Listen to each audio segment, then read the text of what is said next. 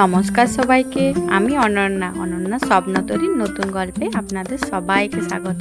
কি ভাবছেন কাঁঠাল দেখিয়ে আপনাদের যাত্রা অশুভ করে দিচ্ছি? আরে না না, কাঁঠাল অনেক সময় শুভ অর্থেও ব্যবহার করা হয়। আমাদের বাঙালি বাড়িতে নিয়ম আছে, জ্যৈষ্ঠ মাসে বা আষাঢ় মাসে মেয়ের মঙ্গল কামনায় মেয়ের বাড়িতে আম কাঁঠাল পাঠানো হয়।